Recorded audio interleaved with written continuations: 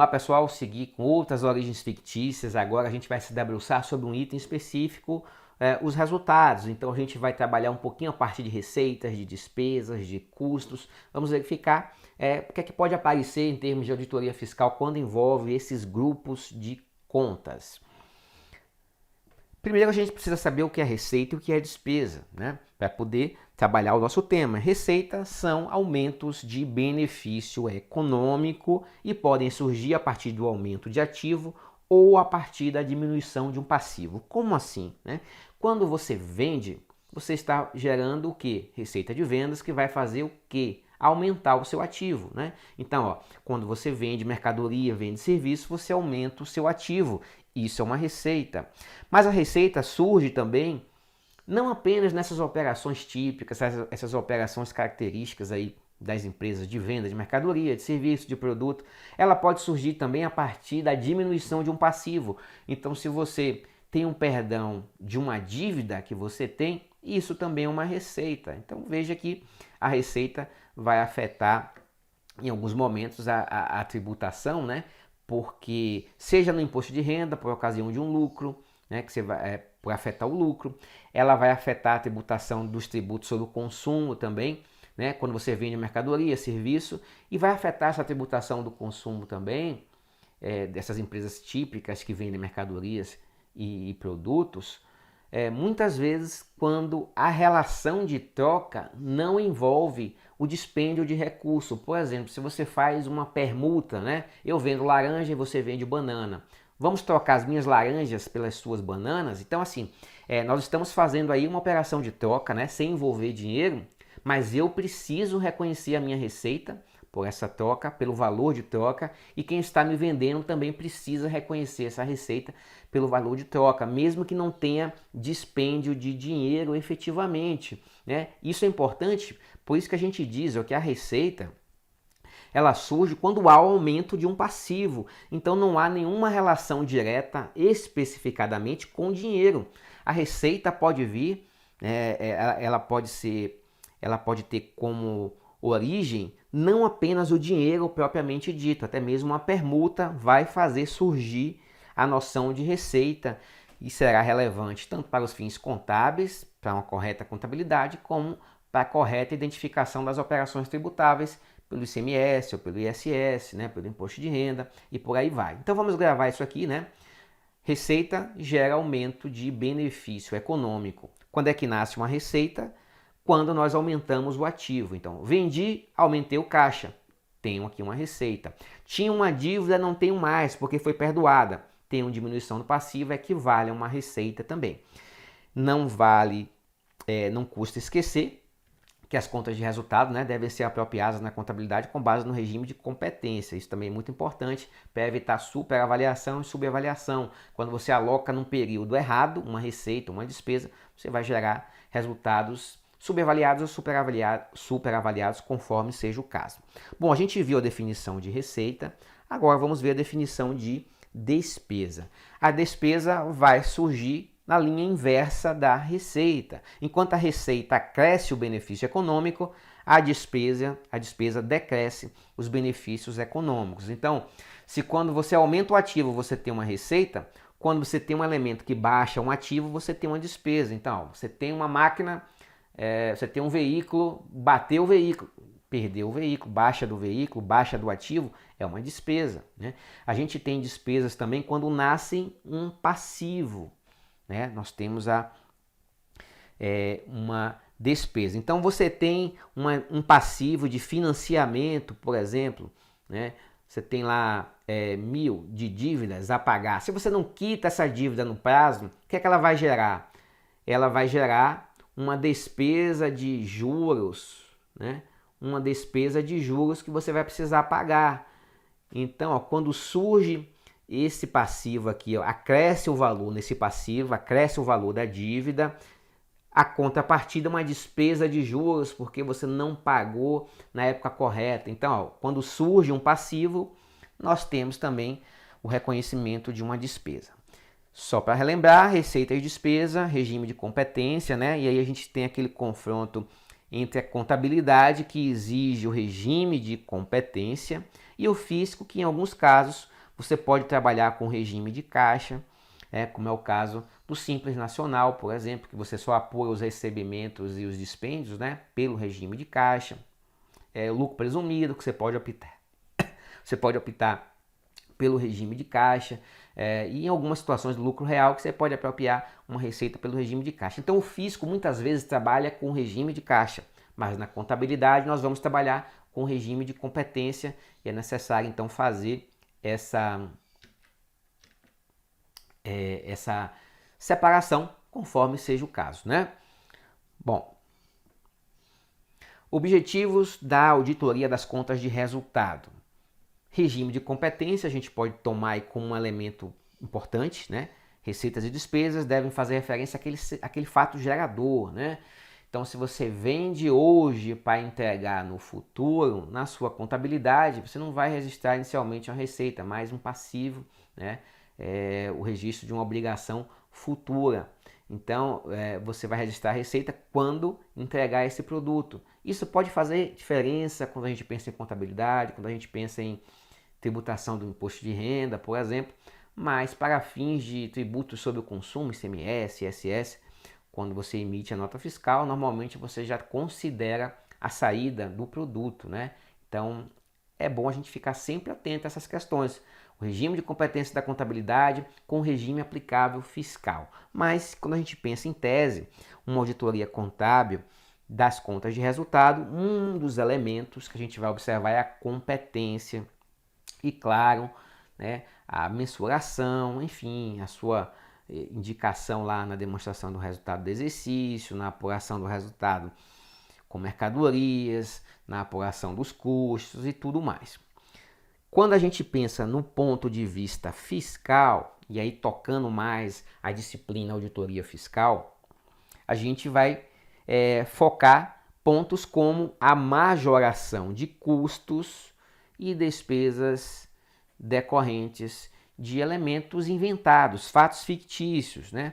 Então, esse é um ponto que a gente pode destacar assim na auditoria fiscal. Então, a superavaliação de custos, até mesmo a subavaliação também, elas vão afetar em algum momento o CMV, vão afetar o levantamento quantitativo de estoques, e isso interessa muito ao ICMS, né? Controlar o estoque, por exemplo. Então, assim, são pontos que a gente pode destacar de interesse aí de uma auditoria fiscal. O período de competência também pode afetar, porque se você registra uma nota fiscal do mês 1 no mês 2, você acaba iludindo também o fisco, né? Porque o fisco deveria considerar aquele débito de ICMS ou débito de ISS no mês 1 também, né? E você pode eventualmente fazer essas manipulações aí. Então, a competência também é importante. Subavaliação de receitas, omissão de receitas é algo que a gente vai ver também, principalmente em razão da não emissão de notas fiscais, ou então emissão de nota fiscal com valor menor do que o devido. E esse confronto aí da escrituração contábil com a escrituração fiscal é algo que a gente vai poder observar um pouquinho aqui, né?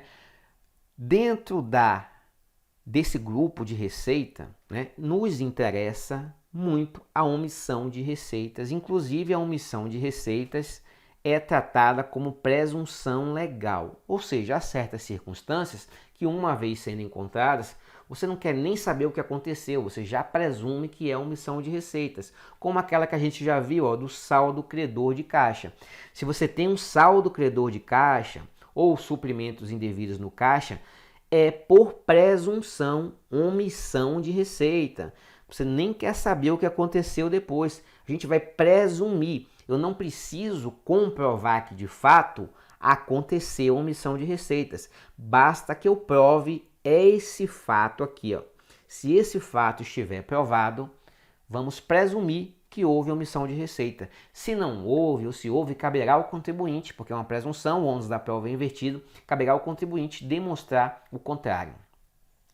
Quando você não escritura pagamentos, nós temos uma presunção de omissão de receitas. Quando você tem um passivo fictício, quando falta nota fiscal ou a emissão em valor menor, nós temos também a omissão de receitas, e depósitos em conta corrente sem comprovação de origem também são consideradas omissão de receita. Então, se na sua conta bancária apareceu lá um depósito de R$ 10.000, né, na sua pessoa jurídica, na sua empresa, ou até mesmo na sua pessoa física também, a gente vai presumir que isso aqui é um rendimento, né? Então, você oferiu esse rendimento aqui. Caberá a você demonstrar que não foi o rendimento, mas que foi a venda de um carro que você fez, né? Enfim, foi uma transferência de uma conta que você já tinha para outra conta. Então, caberá o ônus da prova ao contribuinte. Se não, é uma presunção. Depósitos não identificados são presunções de omissão de receita. De forma técnica aqui, uma decisão, ó, saldo credor de caixa, diante da ausência de conta-prova, ao ônus da prova do contribuinte, há de ruir a presunção legal de omissão de receitas, né? Omissão de receitas é uma presunção legal, basta que a gente prove o fato e não necessariamente a omissão. Com base em saldo credor de caixa, o saldo credor de caixa é uma presunção. Com a apuração desta, pela constatação de entradas fictícias de adiantamento de clientes, resta configurada a omissão de receitas. Então, o que é que nós temos aqui? Na conta caixa, o contribuinte está registrando entradas aqui, ó, provavelmente para esconder um saldo credor de caixa, mas essas entradas são fictícias. Se elas são fictícias, elas não vão contribuir para a majoração desse saldo aqui. Portanto, o saldo que vai prevalecer nessa conta caixa é o saldo que já tinha aqui no lado credor, possivelmente, né? Uma vez que esses lançamentos não foram comprovados, retornamos ao saldo credor existente. E clientes tem a ver com receita, né? Porque como é que a gente registra clientes? A gente tem o reconhecimento de receita, aqui ó, receita de 1.000, clientes de 1.000. Posteriormente, a empresa baixou esses clientes, creditou 1.000 e debitou no caixa 1.000. Aí a fiscalização disse, olha, não teve essa baixa de clientes aqui, consequentemente, a gente permanecerá com um saldo credor de caixa, né?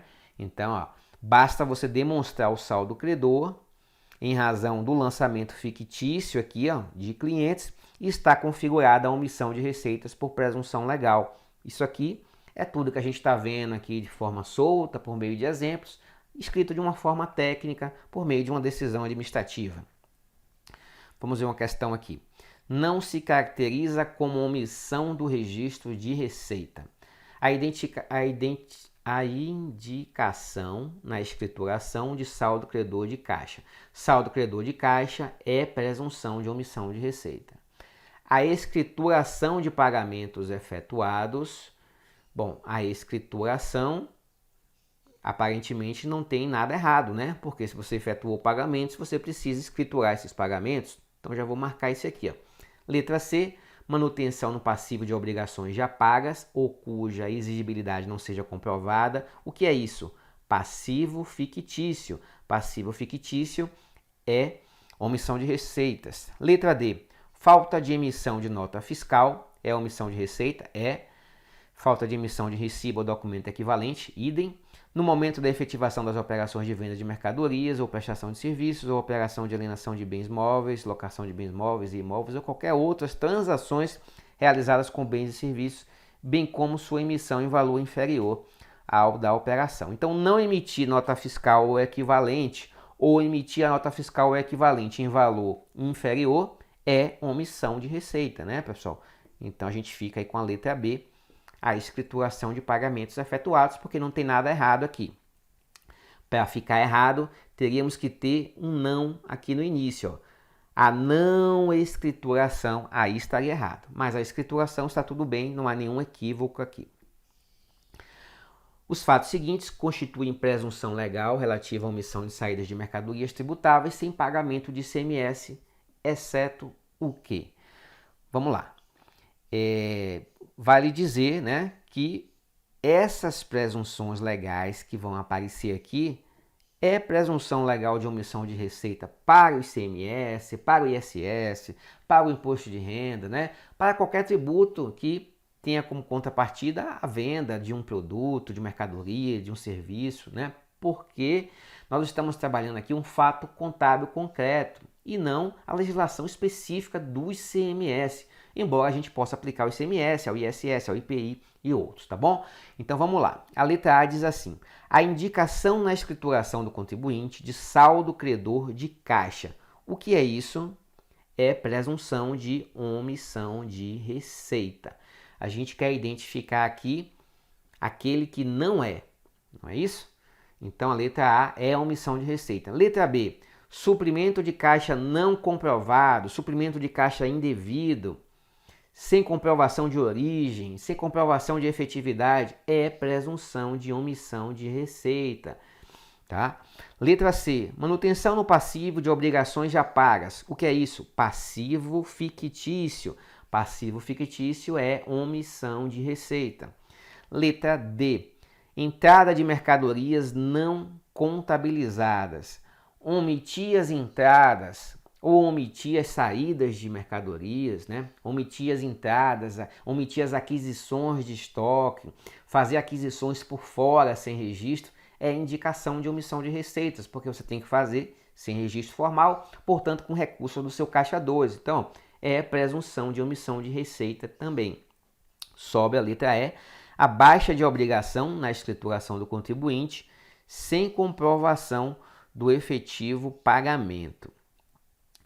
Bom, quando você baixa a obrigação na escrituração sem comprovação do efetivo pagamento, você...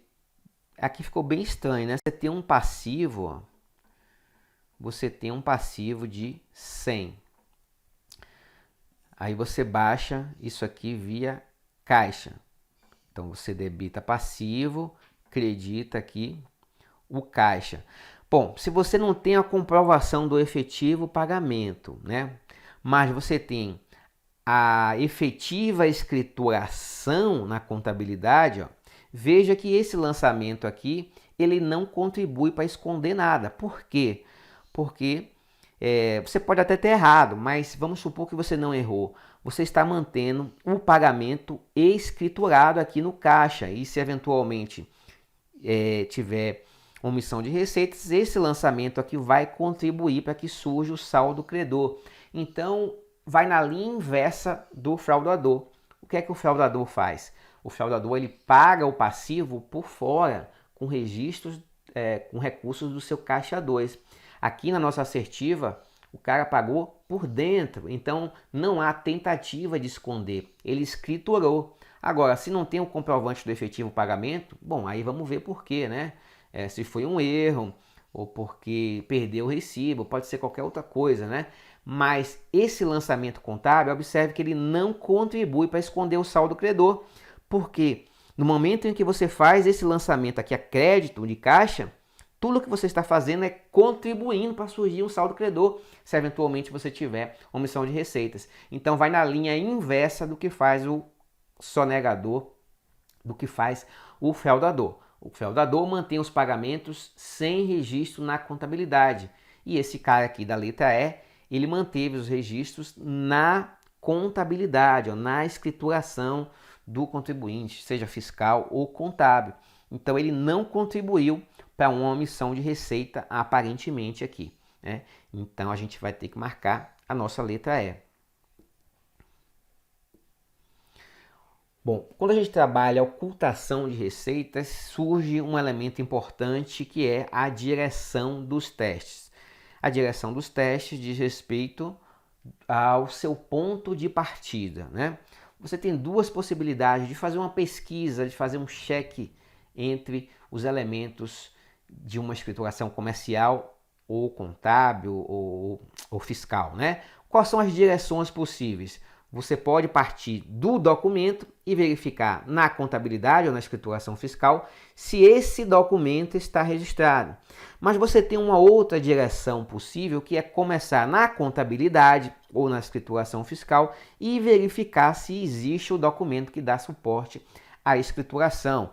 Então, quando a gente trabalha, por exemplo, identificando receitas omitidas, né, ocultação de receitas, você poderia fazer a seguinte checagem, por exemplo, do documento para a contabilidade ou a escrituração fiscal. Poderíamos verificar no extrato bancário do contribuinte se tudo que entrou lá no extrato bancário tem a sua respectiva escrituração na contabilidade ou na escrituração fiscal.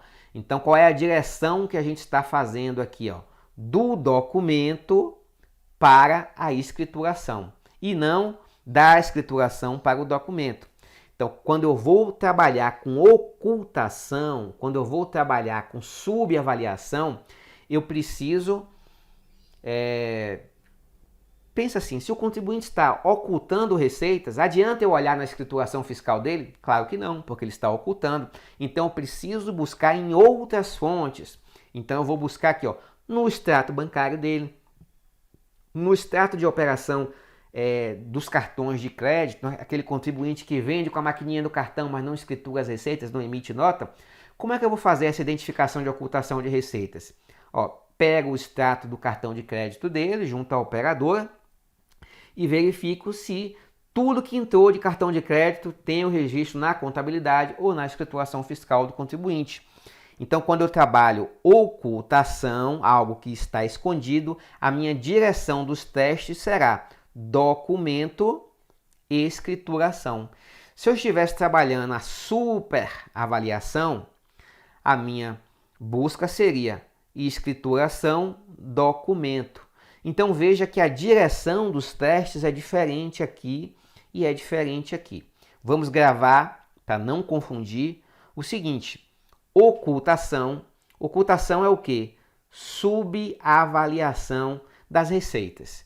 Para eu identificar a subavaliação de receitas, eu preciso partir do documento em direção à escrituração. Duas metodologias aqui para identificar ocultação de receitas. Confrontar extrato bancário, extrato das operadoras de cartão de crédito, outros meios de pagamento com a escrituração. Perceba a direção, ó, documento, escrituração e não o inverso. Então essa é a direção dos testes no caso de ocultação de receitas. Bom, a gente vai fazer aqui uma análise de ocultação de receitas que a gente vai descobrir a partir do levantamento de quantidades de estoques. Então, é uma metodologiazinha de cálculo, né, envolvendo levantamentos quantitativos para você conseguir resolver questões aí que venham com exemplos numéricos, né, de estoques iniciais, estoques finais. Né? Vamos buscar essa análise aqui. Nós temos um exemplo que vai dizer assim: a empresa presta serviços ou vende mercadorias, e aí eu deixo claro que pode ser qualquer uma, né, das metodologias, qualquer uma das operações. Eu vou escolher uma empresa de serviços apenas para agregar um pouquinho mais, mas a metodologia é a mesma se a empresa apenas vende mercadoria ou produto, tá? Nesse caso aqui, a empresa presta serviço e cada serviço envolve o consumo de um produto específico, algum item do estoque, né? De modo que eu consiga concluir que a cada consumo desse item de estoque, a empresa prestou um serviço, tá? Então, essa é a nossa análise. O serviço escolhido aqui foi o serviço de composição gráfica, envolve o uso de tintas naturalmente, e a gente vai identificar a omissão de serviços prestados de composição gráfica a partir do estoque de tintas que são utilizadas nessa atividade, né? Então nós temos um estoque inicial, nós temos as compras intermediárias de estoque de tintas, e quando a gente deduz das quantidades utilizadas nos serviços contabilizados, a gente vai deveria encontrar nessa expressãozinha matemática o resultado de zero, tá? Quando a gente confronta os estoques de produtos. Se resultar diferença positiva ou negativa, nós teremos o indício de omissão de compras, né? Ou ocultação das vendas sem nota fiscal. Isso aqui vai fazer referência ao que a gente já viu quando a gente examinou a auditoria de estoques, né? Lá no ativo, né? A gente vai utilizar aquela formulazinha: estoque inicial mais compras tem que ser igual ao estoque final mais saídas. Isso aqui precisa ser sempre uma igualdade, tá? Quando não tem igualdade, a gente vai ter alguma distorção. A gente vai ver isso aqui ainda com mais detalhes. Mas vamos verificar aqui, ó, uma jurisprudência administrativa apenas com a intenção de trazer de forma técnica o que a gente vem falando aqui. Presunção legal de omissão de receitas, detectada e apurada pelo valor resultante da multiplicação das diferenças positivas e negativas, omissão de vendas e omissão de compras, respectivamente, entre as quantidades de mercadoria escrituradas no livro de inventário, acrescidas das compras e deduzidas das vendas ulteriores, contabilizadas e as apuradas em contagem física efetuada pelo autuante pelos respectivos preços médios de venda ou de compra. Omissão de receita caracterizada. Bom, o que é que essa decisão aqui tenta resumir? Tenta resumir o seguinte, ó, a empresa adquiriu estoque inicial mais compras de 50 unidades de um produto. Ao final do período, a partir da contagem, foi verificado que a empresa possuía apenas 30 unidades desse estoque. Qual é a consequência que a gente tem aqui, pessoal? Significa que a empresa vendeu 20, né? Então a fiscalização está presumindo, olha, se você tinha 50 e agora no final do período só tem 30, significa que você vendeu 20. Só que a empresa não declarou isso aqui, não informou o fisco nem na sua contabilidade. O que é que a fiscalização fez? Multiplicou essas 20 unidades, ó, pelos respectivos, preços de venda. Então, se cada serviço ou mercadoria prestada custa R$1, por exemplo, se a fiscalização constata que ela vendeu 20 sem nota fiscal, a fiscalização vai entender aqui, ó, venda de mercadorias, produtos ou serviços de R$20 sem escrituração, sem nota fiscal. Então, a partir de um levantamento quantitativo, eu identifiquei que houve uma omissão de vendas de 20 unidades. Então, eu multiplico 20 unidades vezes o preço que você vende e eu vou concluir qual é a receita omitida por presunção. Foi isso que a fiscalização fez aqui a partir desses levantamentos de diferenças. Vamos fazer aqui uma aplicaçãozinha prática disso. Ó. Quais são os fatos? Aqui é um exercício prático. Quais são os fatos? Cada unidade de serviço prestado consome uma unidade de tinta, tá? Então nós estamos falando do nosso serviço hipotético aqui como exemplo, que é o serviço de composição gráfica. Prestei um serviço de composição gráfica, consumo uma unidade de tinta. Então se eu tenho um estoque inicial de 20 unidades de tinta, comprei mais 10 unidades no período, vendi 10 e meu estoque final escriturado é 20, eu vou aplicar aquela formulazinha para a gente verificar se há alguma distorção, Então, isso aqui é o que aconteceu. Eu vou aplicar a minha fórmula aqui, estoque inicial mais compras igual estoque final mais saída. Ou seja, tudo que você já tinha, mas tudo que incorporou-se ao que você já tinha, tem que ser igual ao que você vendeu mais ao que sobrou. Isso aqui tem que ser uma igualdade, não pode ficar desbalanceado esses dois lados da equação. Então, qual seria a situação hipoteticamente correta? Vou fazer o lançamento aqui. Ó. Meu estoque inicial é 20, Comprei no período 10, lancei aqui 10. Vendi 10, está registrado aqui 10. E o meu estoque final de livro de inventário é 20 e esse 20 confere com o saldo físico. Então, a escrituração está batendo com a escrituração física. Quando eu somo isso aqui, ó, 20 e 10 dá 30 de um lado, 10 e 20 do outro lado dá 30. Então, a nossa expressão fica assim, 30 igual a 30. Então, não temos distorção, Quando eu somo um lado com o outro, ó, o resultado dá zero. Então, a nossa expressão está batendo certinha. Essa é a situação que não indica que há irregularidade. Agora vamos ver a situação que indica que há irregularidade, que é esse quadro abaixo. Vamos fazer passo a passo aqui. Ó. Tem o estoque inicial de 20, ok, Comprei 10, é o que a questão me diz, eu comprei 10. Quantidades vendidas com registro. Agora, ó, eu vendi 10, ó. só que eu só registrei na minha escrituração 3.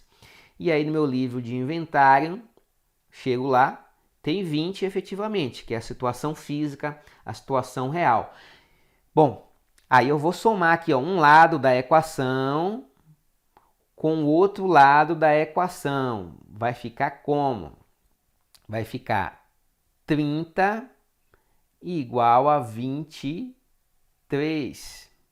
Significa que há uma diferença de 7 unidades. Eu vendi 7 unidades sem nota fiscal. Então, quando esse lado aqui, ó, está inferior ao outro lado da equação, aqui eu vou presumir que houve venda sem nota fiscal, tá bom? Então, eu vou presumir a venda de 7 unidades de serviço ou de mercadoria sem nota fiscal. Consegui levantar a quantidade vendida sem nota fiscal. Agora eu preciso levantar qual foi a receita omitida, né? Bom, se são 7 unidades de serviço ou mercadoria vendidos ou prestados, qual é o valor desse serviço? Bom, se o valor do serviço é R$100 unitário, significa que a minha receita omitida por presunção é 700. Então, o que é que eu quero demonstrar aqui? A partir de um levantamento quantitativo de estoques, em que nós chegamos que há uma diferença de 7 unidades, né? A empresa vendeu 10 unidades, na minha escrituração só tinha 3, consequentemente omissão de 7 unidades. Eu multiplico as 7 unidades vendidas sem nota fiscal pelo valor dado de serviço, vou dizer que é R$100 aqui, né? Hipotético, e concluo então pela omissão de receita. Isso aqui é o que a gente fez nessa decisão aqui, né, pessoal? Foi essa decisão aqui, ó, que a gente, a partir das diferenças resultantes aí das multiplicações, ó, a gente consegue presumir essa omissão de receitas, né? Foi a aplicação dessa pequena ementa aqui que a gente fez aqui nesse demonstrativo, né? Tudo gira em torno da aplicação dessa formulazinha mágica aqui que permite a gente concluir se há distorção nos estoques. Bom, mais duas jurisprudências para a gente incorporar um ferramental aí um pouquinho mais técnico, né? Então, ó, diferença de estoque. A diferença de estoque autoriza a presunção de omissão de receita, salvo prova cabal em sentido contrário, no caso não feita. Então, aquela história, pessoal, se a minha escrituração fiscal diz que eu tenho 20 unidades de estoque, mas o auditor, quando faz a contagem física, conclui que são 15 unidades, o que é que nós temos? Venda de 5 unidades de forma presumida, sem nota fiscal. Consequentemente, eu vou presumir a omissão de receita em razão dessas 5 unidades vendidas aqui. Omissão de compras. A falta de registro de compras caracteriza a movimentação de recursos à margem da escrituração. Lembra a nossa fórmula, ó? Estoque inicial mais compras igual estoque final mais saídas. Então a gente pode encontrar a diferença tanto na omissão de compras quanto na omissão de saídas, né? As vendas sem nota fiscal. Então, essas duas variáveis aqui, ó, elas são partes importantes nessa auditoria fiscal. Tanto a diferença de estoque, tanto a omissão de compras de um lado, que está aqui, e também vou acrescentar, ó, a omissão de saídas, as vendas sem notas fiscais, elas são presunções de omissão de receita. Então guarda essa formulazinha que em algum momento ela vai ser útil para você numa prova de auditoria fiscal. Outra situação que exige a atenção da auditoria fiscal é quando o valor de despesas registradas por uma entidade é superior ao valor de receita, né? Qual é a entidade que pode gastar mais do que recebe?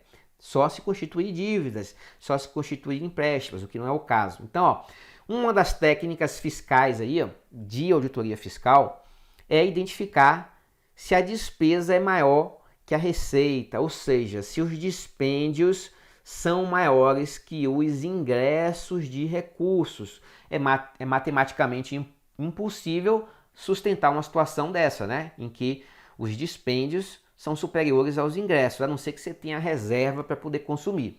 Então, as técnicas fiscais de análise financeira conduzem à conclusão de que a proporção da despesa que ultrapassa a receita deve ser considerada receita omitida e, portanto, tributada. Então, claro que isso aqui não pode dar margem ao arbítrio, né? Nós estamos diante de uma situação concreta em que a empresa provavelmente gastou mais do que tinha escriturado como recursos disponíveis para gastar. Então, é uma técnica fiscal, pode ser utilizada também.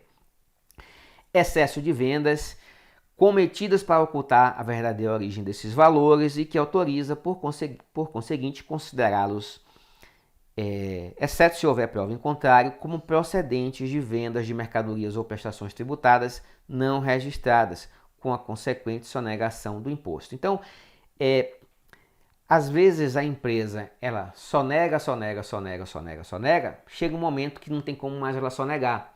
Então ela faz uma venda verdadeira de R$1.000, por exemplo, mas ela precisa registrar por 10 mil, né, para esquentar esses recursos. Então o excesso de vendas, embora aparentemente pareça algo bom para o fisco, né, você vai pensar assim como auditor fiscal. Bom, essa empresa tinha que declarar 1.000, tinha que pagar tributo sobre 1.000, e ela está pagando sobre 10 mil, que mal tem, né? Então, às vezes, o excesso de vendas, né, pode ser utilizado para encobrir as faltas posteriores.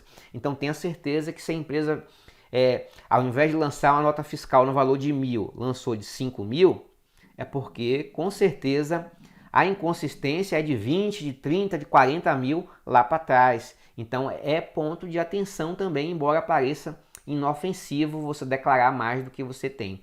É assim que funciona a lavagem de dinheiro, né, pessoal? Então, você abre um negócio qualquer e coloca o dinheiro ilícito ali, simulando vendas para esquentar esse dinheiro, né? Esquentar esse recurso de caixa 2. Então, o excesso de vendas pode ser um ponto aí que a gente necessite ficar atento também, porque ele vai ser utilizado para encobrir outras irregularidades. Essas decisões, pessoal, eu não gosto de citar aqui a fonte às vezes, né? Para você não ficar preocupado achando que tem que decorar a jurisprudência administrativa. Não, isso aqui é jurisprudência administrativa, ela está reproduzindo situações contábeis. Então isso aqui podia estar em um livro de contabilidade qualquer, tá? Mas apenas a título de curiosidade. Isso aqui é uma decisão do Tribunal Administrativo do Tocantins e essa aqui do manual da Cefaz Goiás. Então, assim, é apenas por curiosidade, né? Não vamos decorar isso, né? Só para indicar aqui a fonte onde eu estou buscando esses elementos para trazer esses elementos técnicos aí para você. Uma questão bem recente aí para a gente fazer. Uma sociedade empresária, o auditor independente constatou que o resultado estava super avaliado. Assinale a opção que indica uma possível causa desse efeito no resultado. O que é que superavalia resultado, pessoal? Receita de mais ou despesa de menos, né? É isso que modifica o resultado para cima. Despesa a menos, ou despesa ou custo, né? A menos, ou receita de mais sendo lançada no resultado. Vamos lá. A sociedade empresária não reconheceu a perda de recuperabilidade dos seus ativos intangíveis. Bom, se a entidade não reconheceu uma despesa, ela contribui para o resultado ficar maior do que o devido, né? Se tem receita, se tem despesa de menos, o resultado fica super avaliado. Essa aqui, ó, já encaixa bem. Letra B. A sociedade empresária não reconheceu o valor residual dos seus ativos imobilizados para cálculo da depreciação. Isso aqui afeta ativo, né? Não afeta resultado. A sociedade empresária não reconheceu a reversão da provisão para contingências de uma causa julgada favoravelmente na justiça. Bom, se ela não reconheceu a reversão da provisão, a provisão é uma despesa, né? Inicialmente, quando ela foi constituída, é uma despesa. Então, quando você reverte, você faz o lançamento, inverte, ela vira receita, ela entra somando no resultado. Então, se você não fez isso, se você não reconheceu a reversão da despesa, consequentemente uma receita, você não contribui para superavaliar o resultado. Ao contrário, você contribui para subavaliar o resultado, porque você não está lançando nele uma despesa que deveria ser lançada, né? Então a letra C também não encaixa. Letra D, a sociedade não contabilizou o lucro obtido com a venda de um ativo imobilizado. Ora, se você não reconhece os lucros e as receitas, você não contribui para superavaliar. Ao contrário, você contribui para reduzir indevidamente esse lucro. Consequentemente, também não nos atende a letra D. A letra E, a sociedade não reconheceu dividendos declarados no período. Bom, se a gente não reconhece os dividendos recebidos, a gente está subavaliando o nosso resultado, né? Isso aqui é um valor positivo, isso aqui é ganho, é receita. Então, se a gente não faz isso, a gente contribui para subavaliar o resultado, consequentemente não encaixa aqui também. A gente fica com a letra A. E para a gente fechar aqui, ó, vamos verificar algumas situações que se chamam costumeiramente de red flags, né? Ou bandeiras vermelhas, ou sinal de alerta. São pontos que o auditor fiscal ou independente, né? Seja lá qual for a auditoria, cada um, você vai aplicar isso aqui mutatis mutandis, deve ficar atento para poder identificar certas irregularidades. Então, olha só. Se o auditor identificou que uma fonte de receita foi ocultada, foi omitida, é possível também que outras fontes tenham sido. Então, ó, manter o ceticismo profissional, né? Isso faz parte aí da auditoria. Quando a empresa faz os pagamentos por dentro e os recebimentos por fora, nós teremos, em algum momento, evidências também de suprimentos indevidos de caixa, saldo credor de caixa pode surgir quando a empresa faz costumeiramente todos os pagamentos de forma registrada na contabilidade, mas mantém os recebimentos por fora. O que é que vai acontecer aqui? O nível de caixa dessa empresa, uma vez que ela mantém tudo por fora, tudo que é receita por fora, o caixa vai ficar bem fraquinho aqui.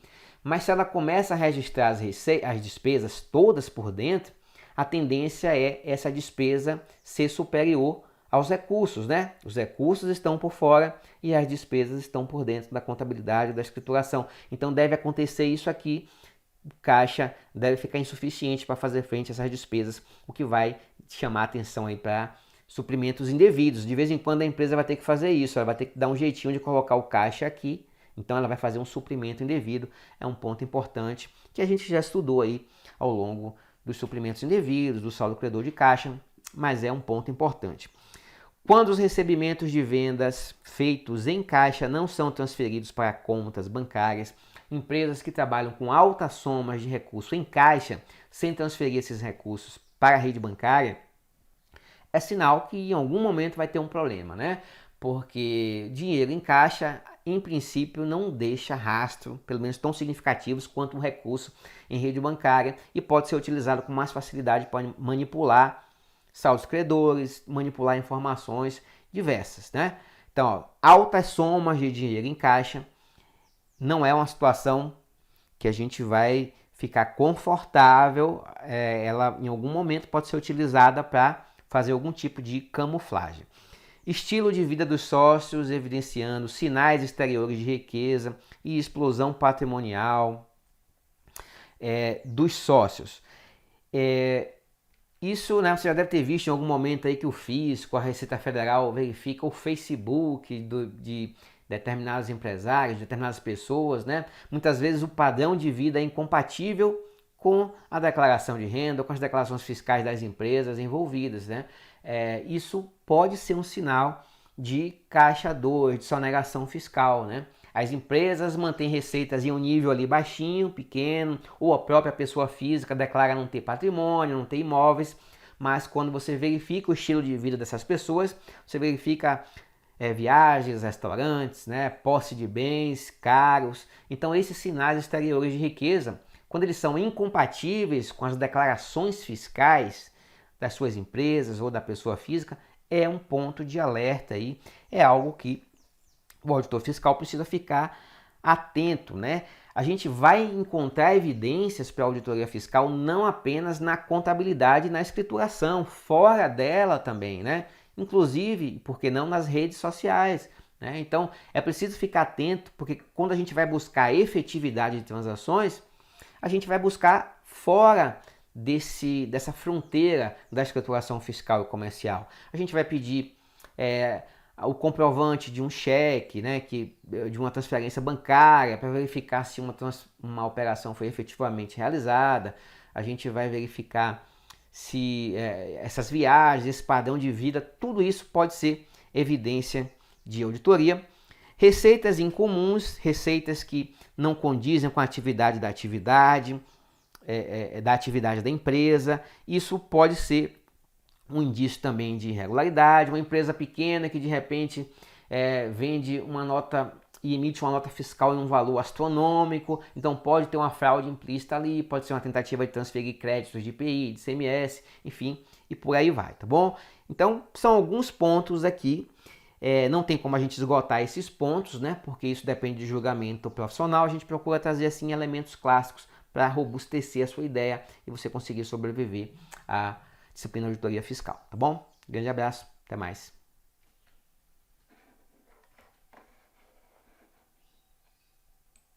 Clique lá